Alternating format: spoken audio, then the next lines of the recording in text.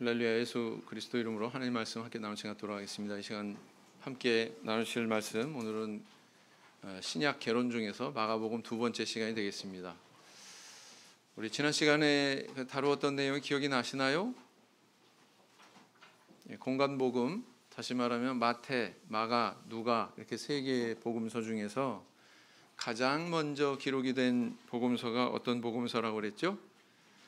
마가복음이라고 그랬습니다. 그래서 그 마가복음이 가장 먼저 기록되었다고 하는 근거들을 조금 자세하게 다뤘어요. 어떻게 그냥 마가복음이 제일 먼저 기록됐다라고 이야기하는 것보다 그렇게 근거들을 좀 접하시니까 조금 더 이해가 깊어지셨나요? 네. 그리고 이제 지난 시간에 이제 배경에 대해서 이제 말씀을 드렸습니다. 그래서 마가라고 하는 이 저자의 배경, 사실 마가는 베드로와 각별한 그런 사이였다고 그랬죠. 그래서 어떻게 보면은 배후의 진정한 저자는 베드로 사도였다, 이렇게 또 말씀을 드렸었습니다. 그리고 또 이제 이 마가복음이 기록된 그런 장소가 아마 로마에 있는 기독교 공동체를 겨냥해서 기록이 되었던 것으로 여겨집니다. 이렇게 말씀을 드렸죠. 그래서 이제 그 이유는 그 박해 상황에 있었던 로마의 여러 가지 그런 사건들, 안 좋은 그런 인식들, 로마인들로부터 핍박을 받을 수밖에 없는 그런 상황으로 이렇게 치닫게 됐고, 네로 황제의 그런 그 대화재 사건을 기점으로 해서 대대적인 그런 핍박이 일어나게 되었다. 그런 상황 속에서 마가복음이 기록됐다, 이렇게 말씀드렸죠. 네, 그래서 우리 배경 거기까지 다루었습니다. 그래서 영상도 보여드리고 그랬는데요. 오늘은 이제 그 내용과 맥락에 대해서 한번 짚어보도록 하겠습니다. 자, 마가복음의 이제 시작은 뭐 항상 다른 공간복음서와 마찬가지로 세례 요한의 등장, 사실은 사복음서에 다 나타나죠. 이 인물이 세례 요한의 등장과 더불어서 이야기가 시작이 되고 있습니다. 역시 여기도 마찬가지죠. 이제 서론에 해당되는 그런 부분이 끝난 다음에 1장 14절부터는 갈릴리 지방에서의 전기 사역이 이루어지고 있습니다. 전기, 후기 이렇게 나뉘어지는데요. 마가복음은 이제 장소적인 면으로 이야기할 것 같으면 갈릴리, 그 다음에 사마리아, 이방 땅, 그 다음에 예루살렘, 마지막 도착지가 어디냐면은 예루살렘. 그래서 예루살렘을 향해 나아가는 여정을 그리고 있다, 또 이렇게도 볼 수가 있습니다. 장소로 이야기할 것 같으면 그렇다. 자, 사실은 이제 이런 거 일일이 하나씩 다 몇 절부터 몇 절까지 어떤 내용이고 이거 외우라고 이렇게 써드린 게 아니에요. 이거보다 더 중요한 것은 여기에 흐르고 있는 맥락, 주제라고 할 수 있는 어떤 그런 내용들을 우리 성도님들은 기억하시면 됩니다. 근데 참 친절하게도 1장 1절에 주제라고 할 수 있는 그런 구절이 등장을 하고 있습니다. 제가 그 십자가의 주변 인물 백부장에 대해서 설교할 때 마가복음 전체적으로 한번 쭉 맥락을 찾아본 적이 있거든요. 기억나십니까? 네, 안 나시죠? 네. 그러니까 다시 오늘 저녁 때 찾아야죠. 마가복음 1장 1절을 보시면 어떻게 기록하고 있습니까? 하나님의 아들 예수 그리스도 복음의 시작이라, 이렇게 기록하고 있어요. 다른 복음서들하고 이렇게 비교할 때 여기에 나타나고 있는 예수님에 대한 그런 선언은 뭐냐면은 바로 이 물고기 문양의 이 익두스라고 하는 헬라어 단어로 집약할 수 있다, 이렇게 볼 수가 있습니다. 우리 성도님들 아마 운전하시는 분들은 운전하고 다니다가 자가용 뒤에 이런 물고기 문양, 그리고 가운데 알 수 없는 그런 문자를 저렇게 새겨 넣은 저런 마크를 달고 다니는 자가용들 보신 적 있죠? 네, 운전들을 전혀 안 하시는군요. 네, 저거는 나는 크리스찬입니다, 이런 뜻이에요. 나는 예수 믿는 사람이에요, 이런 뜻입니다. 그래서 뭐 양보 운전도 좀 하고 양보도 받고 하려고 아마 저런 거 붙여놓는 것 같아요. 이 안에 있는 단어는 익두스 이렇게 읽는데요. 이 단어의 의미는 뭐냐면 물고기 이런 뜻입니다. 그래서 이 모양이 물고기 같이 생겼죠. 이게 뭐냐면은 초대교회 때 신앙을 갖는다는 것은 목숨을 건 모험이라고 그랬습니다. 그럼에도 불구하고 많은 사람들이 이제 기독교 신앙에 매료돼서 이 복음 안으로 들어왔거든요. 근데 이제 서로 모르는 사람끼리 내가 크리스찬이다라는 것을 서로 소통할 때 이걸 입 밖으로 이렇게 낼 경우에는 다른 사람들이 엿들을 수도 있고, 그렇죠? 밀고 하기도 하고 그럴 위험이 있잖아요. 그러니까 크리스찬 공동체 안에서 만들어낸 문양이 있었습니다. 그게 바로 뭐냐면 물고기 문양이죠. 그래서 저 안에 문자를 다 복잡하게 쓰는 게 아니라 그냥 이렇게 물고기 모양의 그림만 이렇게 땅바닥에다 딱 그리면 두 사람이 만약에 만났는데 저 사람이 크리스찬인가 아닌가, 그리스도인인가 아닌가 궁금하면 바닥에다가 이렇게 물고기 모양을 그리면 상대방도 바닥에다가 또 물고기 모양을 이렇게 그립니다. 그러면 나는 크리스찬인데요, 당신은 누굽니까? 나도 크리스찬입니다. 이렇게 소통하는 거란 말이죠. 이해가 되시죠? 그런 그 표식으로 저 문양을 사용했던 거예요. 근데 이 왜 하필이면 물고기라고 하는 단어를 통해서 저 문양을 그 상징으로 그리스도를 믿는 신앙인이라고 하는 상징으로 사용했냐면 저 한 글자 한 글자가 저런 단어로 되어 있기 때문에 그렇습니다. 첫째 글자는 뭐냐면 영문 I자 같이 그냥 아래 위로 쭉 이렇게 거의 있잖아요. 저건 이예수스의 첫 글자입니다. 그 다음에 X자 같이 생긴 저 두 번째 단어는 X가 아니고 크시라고 하는 헬라어 단어인데 크리스토스 이렇게 쓰고 있거든요. 그래서 두 번째 자모의 단어의 첫 글자를 저렇게 또 쓰고 있고요. 그 다음 데오스는 하나님이란 뜻입니다. 하나님이라는 단어의 첫 글자를 또 저기 이렇게 넣고요. 휘오스는 아들이란 뜻입니다. 그래서 또 첫 글자를 저기다 넣었고요. 그 다음에 소테르, 그래서 시그마 첫 자를 저기다가 채워넣게 된 거죠. 그래서 완성하고 보니까 물고기라고 하는 단어가 된 거예요. 그래서 익두스라고 하는, 사실은 이 마가복음 다 잊어버려도 마가복음 그거 익두스 이렇게 기억하시면 되지 않을까, 개인적인 의견입니다. 왜냐하면은 마가복음 안에서 이렇게 예수님의 정체에 대해서 다루는 내용이 하나의 맥으로 쭉 이어지고 있기 때문에 그렇습니다. 정말 그런가? 자, 1장 1절을 읽어보셨고요. 1장 11절에 예수님께서 세례 받으실 때 하늘로서 소리가 나기를 너는 내 사랑하는 아들이라 이렇게 선언하고 있죠. 예수님이 세례 받으실 때 예수님의 정체성이 선언이 됐어요. 하늘로부터. 그 다음에 이제 24절을 보시면 어떻게 기록하고 있습니까? 24절을 보시면 나사렛 예수여 우리가 당신과 무슨 상관이 있나이까? 우리를 멸하러 왔나이까?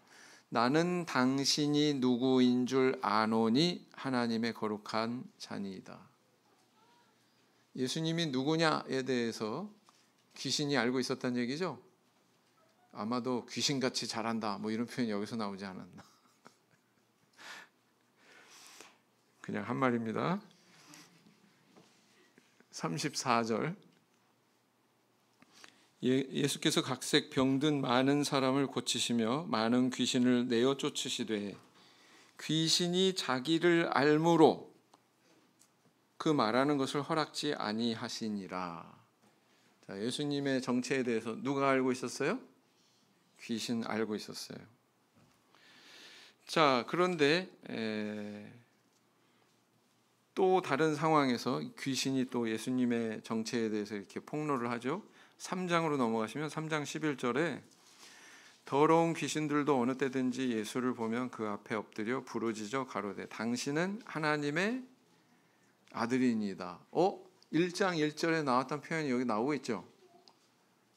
아까는 이렇게 직접적으로 표현 안 했는데 이제 이 3장 11절에서는 아주 직설적으로 하나님의 아들이니이다 이렇게 이제 표현을 하고 있다라는 겁니다.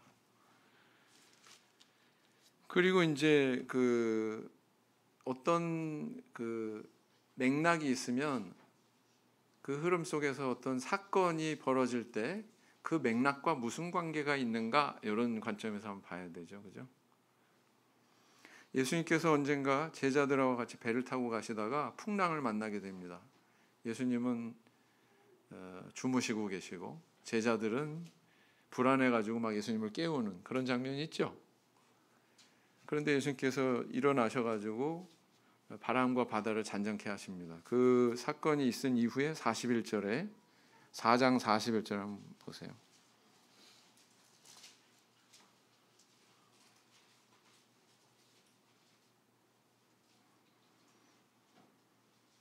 저희가 심히 두려워해 서로 말하되 저가 뉘기에 바람과 바다라도 순종하는고 하였더라. 이 기적의 목적은 예수님이 아주 큰 능력을 행하시는 분이다. 막 이런 능력이 있으시다라기보다는 여기에 지금 제기하고 있는 의문대로 예수님의 정체와 관련되는 사건이란 말이죠. 이 사건을 통해서 제자들이 지금 뭐라고 그래요? 저가 뉘기에 정체와 관련된 그런 의문이죠. 네. 자, 그리고 이제 5장으로 넘어가면 이방 땅 거라사에서 또 다른 귀신이 5장 7절을 보세요.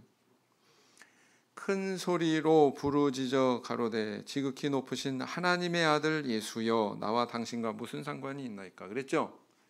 여기서도 동일한 표현 나와요 안 나와요? 나오고 있습니다.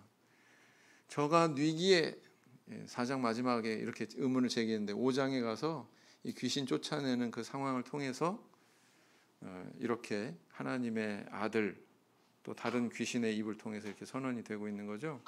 그러고 보니까 여태까지 다 귀신만 고백하네. 그죠? 예수님을 하나님의 아들로 고백하는 귀신만 고백하고 있어요. 6장을 보겠습니다. 6장 3절. 귀신은 그렇다 치고 사람은 제대로 고백하나 안 하나 한번 봅시다. 읽어보겠습니다. 시작.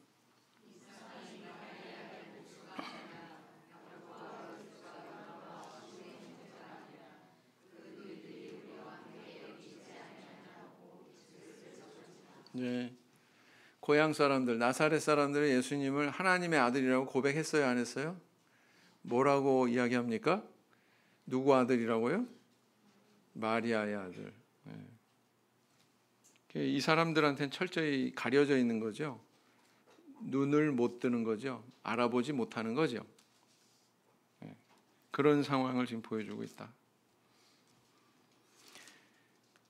그 다음에 이제 이 가려졌던 예수님의 정체에 대해서 처음으로 바르게 고백하는 그런 상황이 8장 29절에 나옵니다. 8장 29절. 또 물으시되 너희는 나를 누구라 하느냐? 베드로가 대답하여 가로되 주는 그리스도시니이다. 그랬죠? 1장 1절에 들어가는 저 5가지 단어 중에 하나가 들어가잖아요. 여기. 그렇지 않습니까? 베드로는 제대로 고백하고 있구나. 마태복음에서는요. 이렇게 기록하고 있죠. 하나님의 아들 그리스도다. 그죠? 마태복음에. 그거는 이제 참고를 하시면 되겠습니다.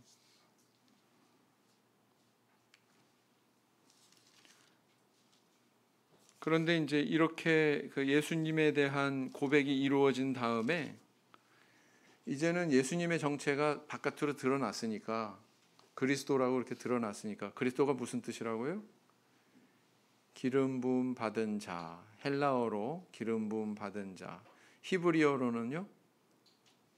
메시아. 그건 아셔야죠. 그건 잊어버리시면 안 돼요. 네. 이제는 예수님이 누구냐?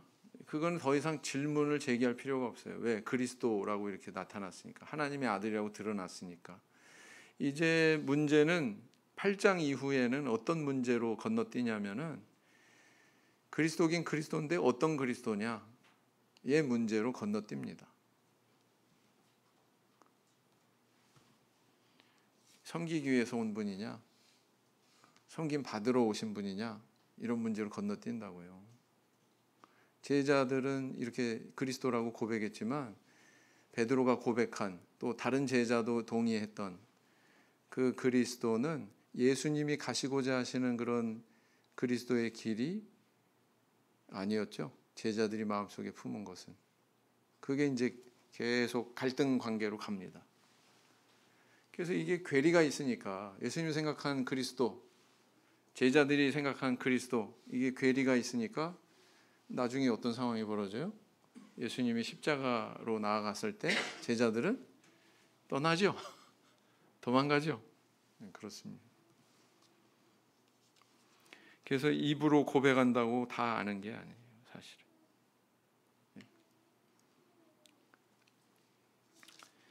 그렇게 예수님의 정체가 어디에서 이제 하나로 융합이 되냐면, 저분이 누구냐, 그리고 어떤 길을 가는 분이냐, 이것이 어디에서 딱 하나로 귀결이 되냐면 15장 39절에서 귀결되는 거죠.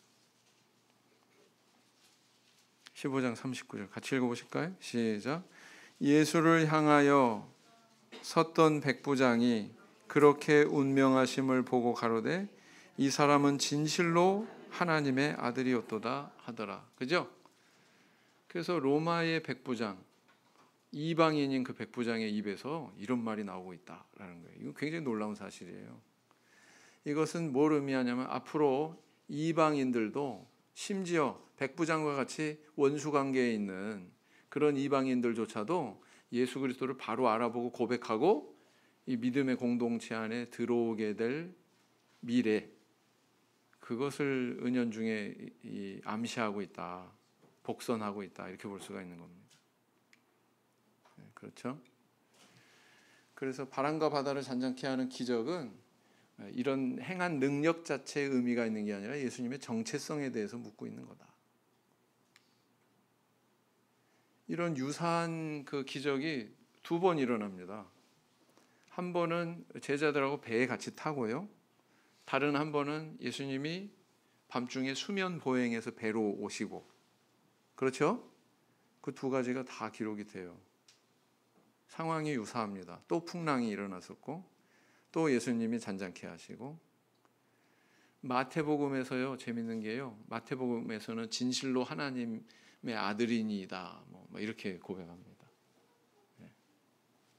마가복음에서는 좀 다르죠. 자, 이것은 거라사 지방에 귀신 들린 자, 무덤 사이에 거한다고 이렇게 기록을 하고 있지 않습니까? 그 광인이 예수님하고 대화를 하는데 너 누구냐? 그러니까 뭐라고 그래요? 군대입니다. 그 의미는 뭐예요? 이 한 사람 안에 엄청나게 많은 귀신이 들어가 있다라는 거죠. 그래서 우리가 간접적으로 이제 추론해 보면 귀신이라고 하는 존재가 분명히 있고, 또 이렇게 사람의 영혼에 들어가지 못하면 동물에게라도 이렇게 들어가는 그런 특징이 있다. 그리고 결국은 이 돼지떼들이 다 그 바다로 내리달아서 다 멸망하지 않습니까? 다 죽지 않습니까? 그런 것처럼 귀신은 이렇게 멸망시키는 특징이 있다. 이런 것들을 알 수가 있죠. 지금 가면은요, 거라사 지방에 가면 저렇게 돌무덤 유적이 있어요. 길 가다가 도로변에 보면. 우리 같이 이렇게 분봉을 상상하지 마십시오. 저 사람들의 그 매장 문화는 우리와 다릅니다. 저렇게 돌로 된 그런 데다가 굴을 저렇게 파가지고 왼쪽에 동그란 문이 보이시죠? 네, 저걸 이렇게 돌돌돌 돌려가지고 입구를 막아요. 예수님도 저런 형식으로 되어 있는 무덤에 장사되셨었죠. 네. 그렇습니다. 자, 그럼 이 기적의 의미는 뭘까요? 여기는 거라사 지방이라고 하는데 여기는 돼지떼가 등장합니다. 유대인들은 돼지고기 먹습니까? 안 먹습니까? 안 먹습니다. 거라사 지방은 유대인들이 아니라 이방인들이 기거하는 지방이었습니다. 그리고 그들은 돼지를 키우고 있었죠. 그 땅에 더러운 귀신 들린 이 광인이 깨끗하게 되잖아요. 나중에 다 귀신이 물러가고 정상이 돼서 예수님 앞에 무릎 꿇고 앉지 않습니까? 이건 뭘 의미할까요? 앞으로 이방 땅이 더러운 귀신이 지배하는 것과 같은 그런 사탄의 권세 아래 있던 이방인들이 이렇게 복음의 능력으로, 예수님의 능력으로 본래의 모습으로, 본래의 인간의 모습으로 다시 회복하게 되고 그 땅이 깨끗하게 정화될 것이다 라고 하는 미래사를 예수님께서 이 기적을 통해서 전달하고 있다, 이렇게 볼 수가 있는 겁니다. 결국은 사도행전에 보면 어때요? 예수님께서 이 기적을 통해서 보여주신 그런 메시지대로 사도행전에 보면 이방 땅이 복음으로 정복되는 그런 내용이 나오죠. 네, 그렇게 연결이 되는 겁니다. 그래서 이제 이 마가복음에서는요, 이렇게 그 유대인들에게 기적이 이루어지는 것처럼 동일하게 이방인들에게도 기적을 주시는 예수님을 조명해서 그런 메시지를 전하고 있다. 이방인들도 받아들여질 미래에 대해서 복선을 하고 있다, 이렇게 볼 수가 있습니다. 지난 시간에도 잠깐 언급했는데 이 야이로의 딸을 살릴 때 달리다고 마시니 이는 소녀야 일어나라 라는 뜻이다 그랬잖아요. 네. 달리다고는 그 아람어라고 그랬습니다. 그 아람어로 그 당시에 이제 예수님께서 말씀하셨다는 것을 우리한테 가르쳐 주는 사실이기도 하고, 또 하나는 뭐냐면은 수신자는 마가복음을 읽는 독자, 마가복음을 경전으로 삼고 신앙생활을 했던 그 신앙 공동체는 아람어를 잘 모르는 사람들이었구나, 즉 이방인들이었구나라는 것을 의미하는 겁니다.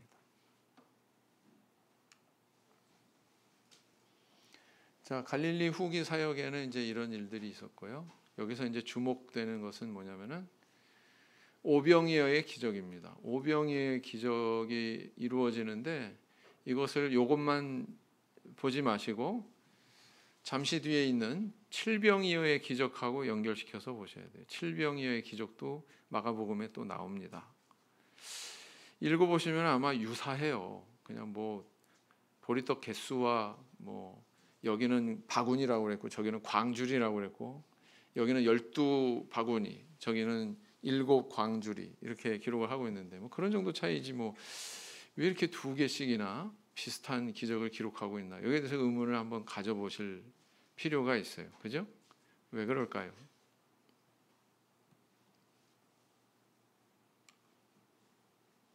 예, 그것을 먼저 말씀드리기 전에 아까 이야기한 대로 광풍을 진압하는 그런 사건은 2차례 기록이 되어 있다. 한 번은 예수님이 배 안에 탄 채로, 다른 한 번은 예수님이 수면 보행하시는 걸로, 그죠?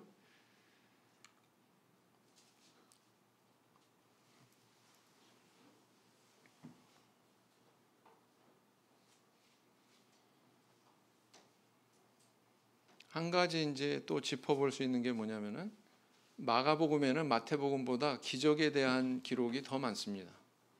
마태복음이 11개, 마가복음이 18개. 거꾸로 얘기하자면 마가복음에는 기록되어 있는데 마태가 나중에 마가복음을 보고 차용했다고 그랬잖아요. 근데 거기서 상당 부분을 많이 삭제한 것을 우리 발견할 수가 있습니다.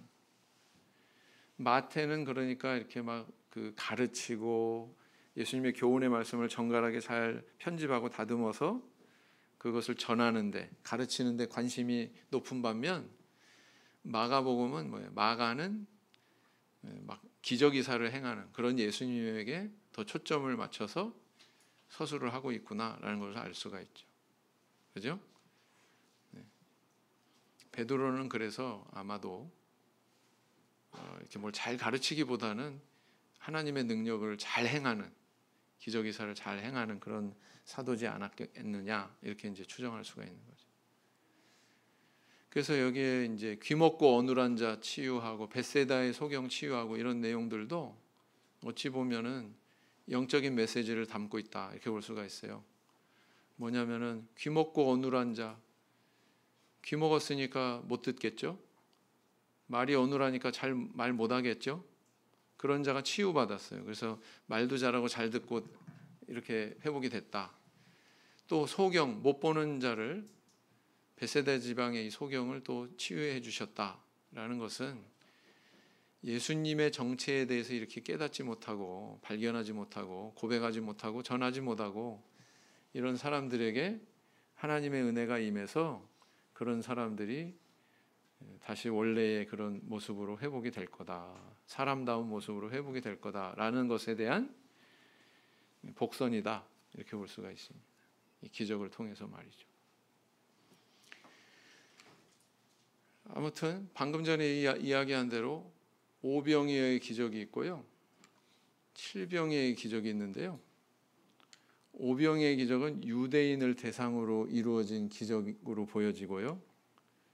그 다음에 칠병이어의 기적은 이방인을 대상으로 이루어진 기적이기 때문에 이게 기록이 됐다 이렇게 보여집니다.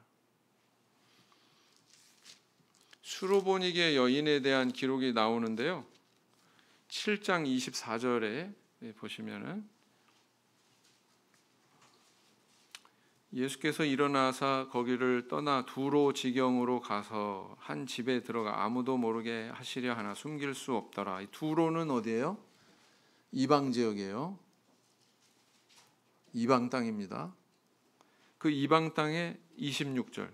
그 여자는 헬라인이요. 여러분 헬라인은 이방인이에요, 유대인이에요? 이방인이에요.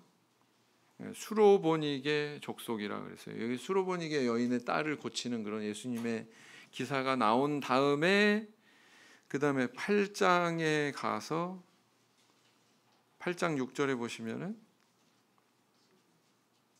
예수께서 무리를 명하사 땅에 앉게 하시고 떡 7개를 가지사 축사하시고 이렇게 나오죠. 여기 이게 칠병이어 기적 행하시는 내용이에요. 그리고 10절에 가서 보시면 뭐라 그래요? 곧 제자들과 함께 배에 오르사 달마누다 지방으로 가시니라 그랬어요. 그러니까 달마누다 지방으로 가시기 전에는 이 두로 인근에서 계셨다는 얘기죠. 맞습니까? 이방 땅이죠. 그러면 그래서 왜 비슷한 기적을 두 번이나 기록을 했지? 한 번은 오병이어 기적, 한 번은 칠병이어 기적. 오병 5개의 떡, 칠병 7개의 떡. 그렇죠? 오병이어 기적을 행한 다음에 모아들인 남은 음식은 몇 개 바구니에 담았다고요? 몇 절을 보시냐면은 6장 43절 보세요. 남은 떡 조각과 물고기를 12바구니에 차게 거두었으며 그랬죠? 그럼 왜 바구니가 11개도 아니고 13개도 아니고 12개일까요? 이스라엘 12지파 예수님 제자 수 몇 명? 12. 유대인들한테 12이라는 숫자는 굉장히 중요하죠. 그러니까 이 12 제자들을 시켜가지고 이렇게 걷어들였겠구나 라는 것을 반영하고 있습니다. 근데 8장에 가서 8장 8절을 보시면은 배불리 먹고 남은 조각 7 광주리를 거두었으며 그랬어요. 여기는 7이에요. 제자들 5은 어디로 가버렸나? 그게 아니고요. 이렇게 보여집니다. 떡 수도 몇 개예요? 7. 광주리 수도 몇 개? 7. 그런데요. 이 마가복음은 훨씬 나중에 기독교 공동체 안에서 기록이 됐잖아요. 근데 나중에 기독교 공동체 안에서 사도행전의 내용을 보면 사도행전 6장에서 좀 불미스러운 일도 발생하고 그랬던 적이 있습니다. 구제하는 일로. 맞죠? 헬라파 과부들이 히브리파 그 과부들과 같지 않게 불공평하게 좀 대우를 받았던 것 같아요. 그래서 헬라파 유대인들 가운데에서 7 집사를 세웁니다. 맞습니까? 거기 7을 생각하고 마가복음을 보세요. 여기에서는 예수님 제자들에게 뭐 이걸 직접적으로 시켰다 이런 의미가 아니고 이 7이라고 하는 숫자는 이방인과 관련됩니다. 가나안 몇 족속이라고 그랬어요? 가나안 7족속. 들어보셨죠? 구약 성경에는 어떻게 나와요? 가나안 7족속 이렇게 나온다고요. 그리고 사도행전 6장에 헬라파 유대인, 이방인 출신 유대인 7집사. 그 이름들이 전부 다 헬라식 이름이에요. 그래서 7이라는 것은 우리 성도님들은 평상시에 완전수 이렇게 아시지만 사실은 이방인을 대표하는 숫자이기도 하다. 이렇게 다른 관점에서 이해하고 계셔야 되거든요. 그래서 칠병이어의 기적의 의미는 바로 그거다. 그러면 우리 이런 해석이 가능하죠. 하나님께서는 다시 예수님께서는 유대인들에게 이 오병이어의 기적을 통해서 은혜를 주신 것처럼 칠병이어 기적을 통해서도 이렇게 이방인들에게도 은혜를 주신다 안 주신다? 네, 그런 의미죠. 그런 그 메시지가 이렇게 흐르고 있다 이렇게 볼 수가 있습니다. 이건 조금 전에 말씀드렸고요. 그 다음에 이제 9장에 가면 산에서 변화되신 예수님의 모습을 좌우에 누가 나타났다고요? 베드로, 야고보, 요한 데리고 높은 산에 올라가셨는데 갑자기 막 희게 땅에서 뭐 아무리 빨래를 깨끗이 해도 그렇게 깨끗하게 할 수 없을 만큼 광채가 나게 예수님이 변화되시는 그런 모습을 보여줬죠. 좌우에 누가 나타났었어요? 모세와 엘리야. 이게 도대체 무슨 의미일까? 베드로 후서를 보면 베드로 사도가 이때를 회상하면서 기록한 내용이 있는데 부활하신 이후에 예수님이 가지게 될 신령한 몸을 미리 제자들한테 보여주신 거거든요. 그걸 왜 미리 보여주셨을까요? 8장에 예수님의 1차 순환 예고가 있습니다. 제자들하고 예수님 사이에 괴리가 틈이 벌어지는 게 바로 이 순간이에요. 야, 나는 이렇게 대제사장들과 바리새인과 서기관들한테 이렇게 고난받고 순환받고 사흘 만에 살아날 거야. 그것을 비로소 예언을 하시거든요. 근데 그 후에 9장에서 이 산에서 변화되시는 모습을 보여준다고요. 그 의미는 뭘까요? 이런 메시지가 흐르고 있는 거예요. 십자가만 있는 게 아니야. 십자가 진 다음에 부활 후 이런 영광된 모습도 있어. 그렇게 받아들여지세요? 8장에서 순환 예고를 하셨다고요. 그 다음에 9장에서 예수님께서 이 변화된 모습을 제자들한테 일부 제자들한테 보여주셨다고요. 그래도 제자들이 믿나요? 못 믿죠. 그래서 두 번째로 또 순환 예고를 하십니다. 9장 말미에 가서. 그런 맥락이 흐르고 있다. 이것만 좀 기억하시면 돼요. 그리고 이제 뭐 베레아 뭐 유대 지방으로 이제 향하시죠. 그 향하시는 과정에서 어떤 일이 벌어지냐면 예수님의 제자들이 주의 우편에 주의 좌편에 이거 요구하는 내용이 나온다고. 맞죠? 예수님은 분명히 말씀하셨어요. 순환 예고를 하셨어요. 10장에서 또 3차 순환 예고가 이루어지거든요. 왜 계속 반복됩니까? 제자들이 이거 받아들였다는 거예요? 못 받아들였다는 거예요? 못 받아들였다는 거예요. 그러니까 자꾸 말씀하시지. 네.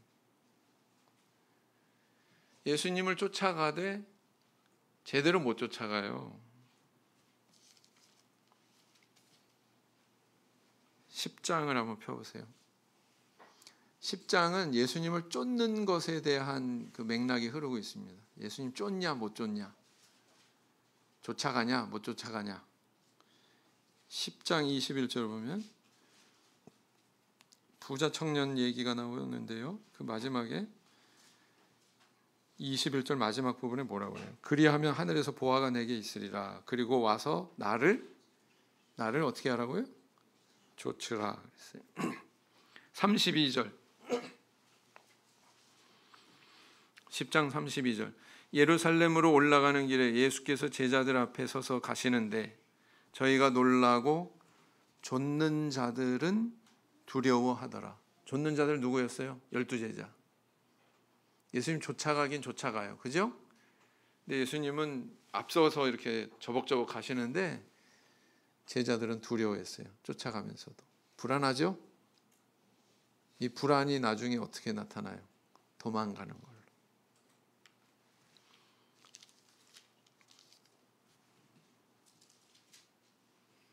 근데 예수를 쫓는 엉뚱한 사람이 있었어요. 좀 엉뚱하다고 표현해서 그렇지만 예기치 않은 사람이 예수님을 쫓습니다. 누굽니까?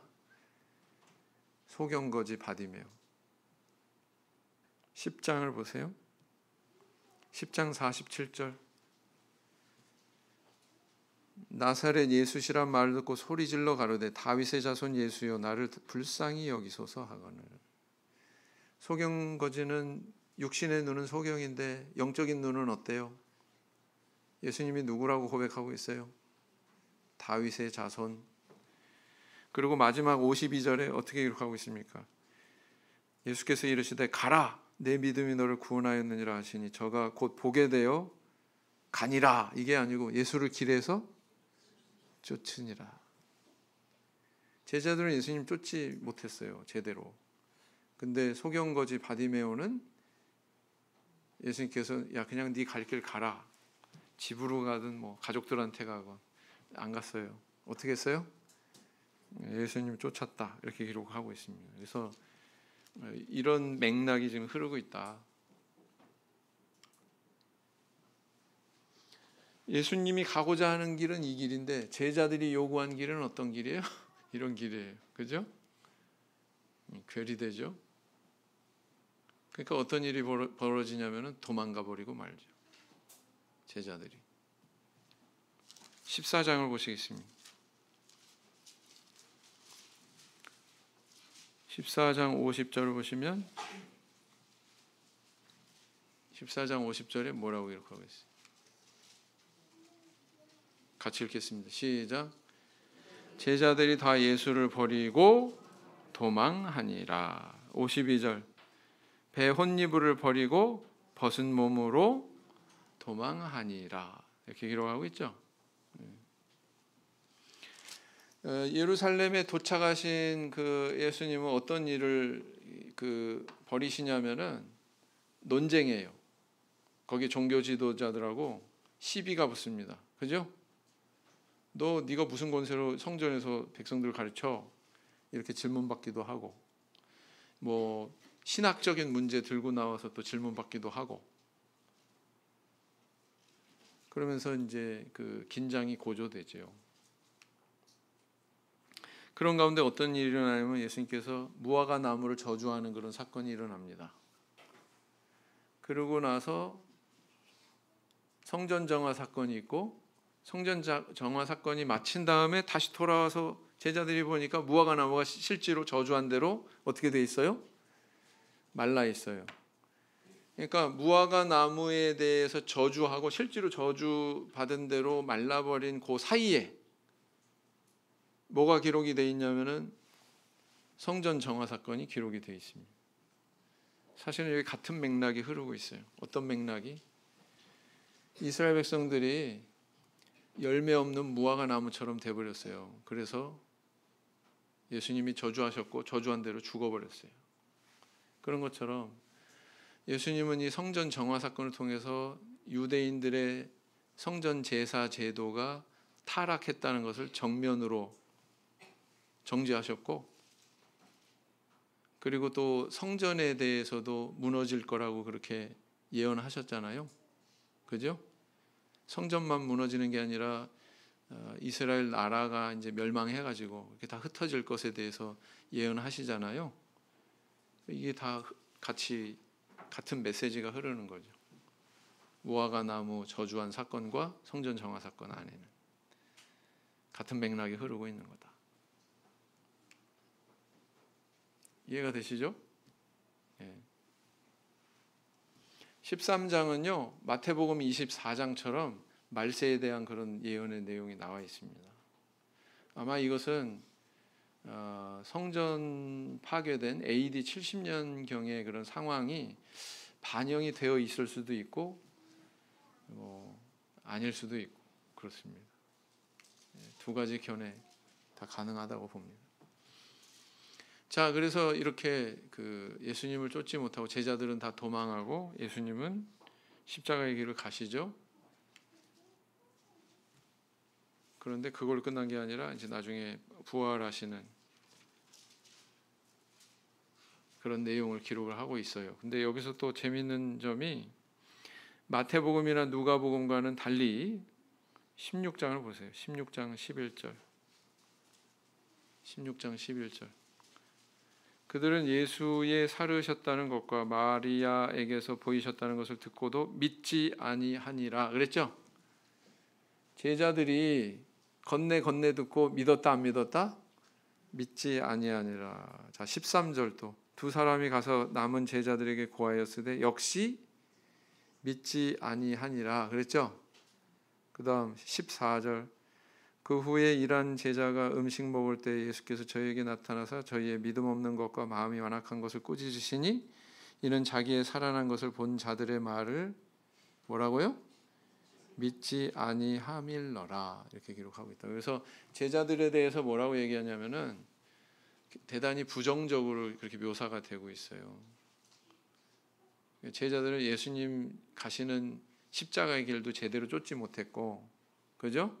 예수님 부활하셨는데 그 부활한 걸 목격한 사람들이 건네주는 말을 듣고 그 말을 믿지 않았고, 그 의미는 거꾸로 뒤집으면 무슨 의미냐면은 한번 생각해 보세요. 자, 이제 어떤 입장으로 돌아가서 내가 바로 마가복음을 받아든 로마 인근에 있는 기독교 공동체의 성도였다. 이런 관점에서 보면 제자들이 이렇게 실패한 것처럼 예수님 쫓는데 실패하지 말고 너희들은 이런 핍박의 상황일지라도 부활의 영광이 있으니까 꿋꿋하게 예수님 쫓는 길을 가라. 직접 목격하지 못했을지라도 다른 목격자들의 이야기를 듣고 불신한 이런 못난 제자들처럼 그런 길 가지 말고 믿음을 가지는 그런 길을 가라. 역으로 그런 메시지를 전하고 있는 거라고요. 이해가 되시죠? 네. 그래서 이 마가복음의 맥락은 바로 원색 복음이라고 그랬잖아요. 원색. 그냥 빨간색이라고 표현을 해야 될까? 빨간색을 상기시키는 십자가에서 순환받는 그런 메시아 그리스도에 대해서 초점을 맞추고 있고요. 분량상으로도 그랬다고 그랬잖아요. 분량상으로도 40%의 내용이 십자가에 다 집중되어 있다고. 예수님은 그 섬김을 받으러 오신 분이 아니고 섬기기 위해서 오셨다라는 것을 분명히 전하고 있습니다. 그래서 두 가지를 다 해소하고 있죠. 그분이 누구냐? 그리스도다. 하나님 아들이다. 어떤 그리스도, 어떤 하나님의 아들이냐? 십자가에서 순환받는 하나님의 아들 그리스도다. 그러면 이제 신도들의 어떤 실천의 문제가 남아 있는 거죠. 십자가를 지고 자기 십자가를 지고 그리스도를 쫓아야 된다. 이런 메시지가 또 후반부에 지속이 되고 있다. 이렇게 볼 수 있습니다. 그래서 이거 다 찾은 거예요. 찾아본 겁니다. 그래서 다시 읽지 않겠습니다.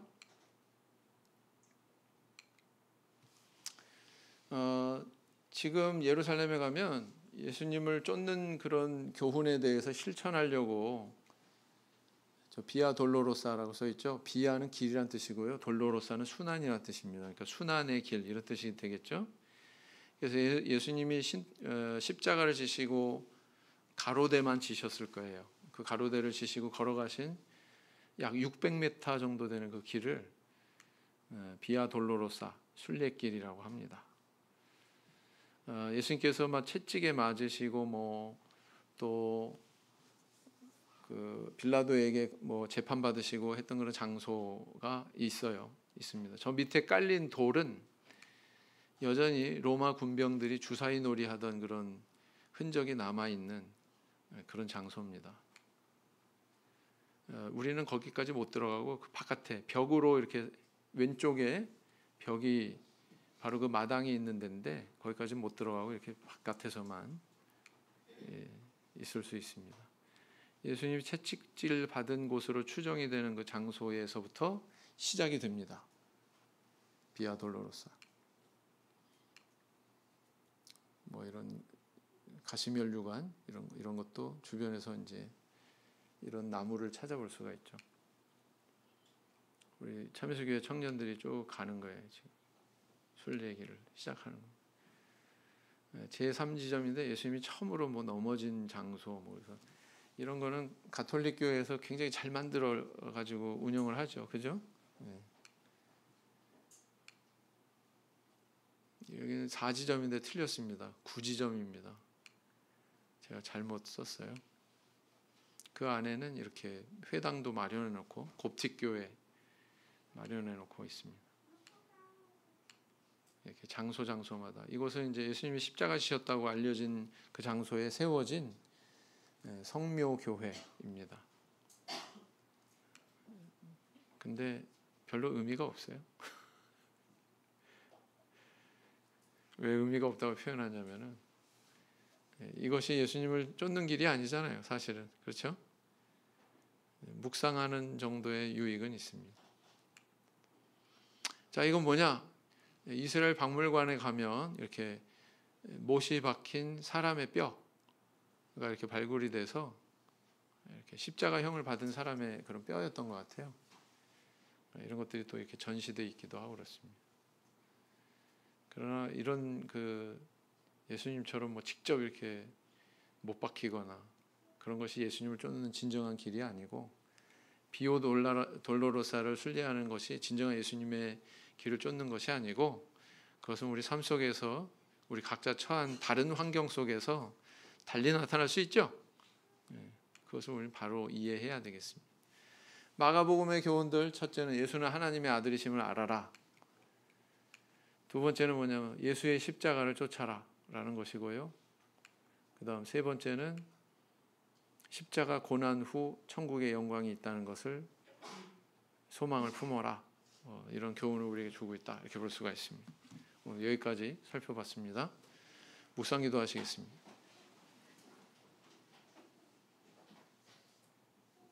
아멘.